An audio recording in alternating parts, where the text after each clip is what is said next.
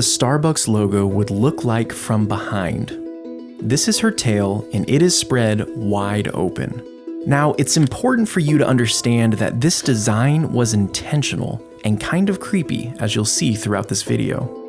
In order to understand why Starbucks chose such an odd image to represent the company, we need to go back to the beginning.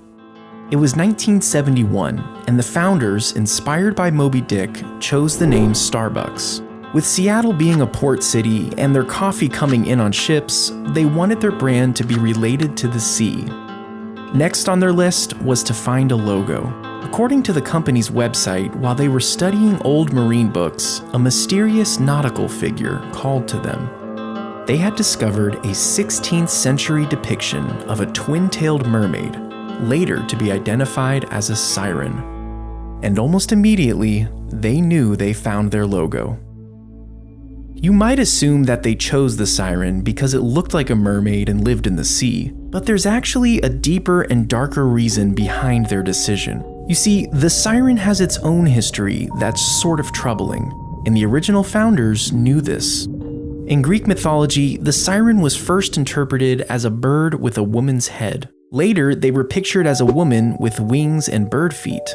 They continued to evolve into a dragon-type beast, until finally being interpreted as the mermaid creature we see today. Regardless of the different variations, the characteristics of the siren remained consistent. They were seductive and violent. They used their beauty to seduce sailors to come with them in the water. Typically, a siren would sing and the sailors would be unable to keep themselves from her. They would literally jump into the water and to their deaths.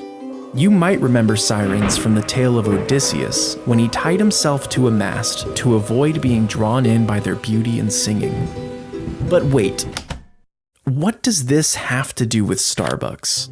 Didn't they just choose the siren because it looked like a mermaid? Well, look at the first logo. The siren's chest was bare, and her split tail was seductively spread wide open. This depiction was no accident. The owners expected people to see Starbucks, smell Starbucks, and desire Starbucks. Just like the sailors couldn't deny the seduction of the sirens, the founders of Starbucks wanted to make you unable to resist their coffee. And this isn't speculation.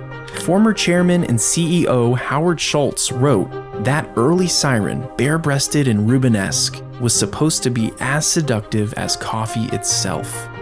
As the company started to grow, they ran into a problem. This seductive, bare-breasted creature was a little too risque when it was scaled up in size. By changing the artwork to make her more appropriate, Starbucks was able to put the image on their trucks without backlash. And over the next 20 years, the logo became even more tame.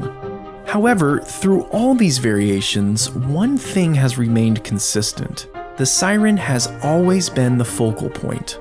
In fact, the company loves this creature so much that in 2008, they went back to the original bare-breasted logo. This was an immediate flop with the public, and it was quickly discontinued. Starbucks doesn't even mention this in their logo evolution page on their website.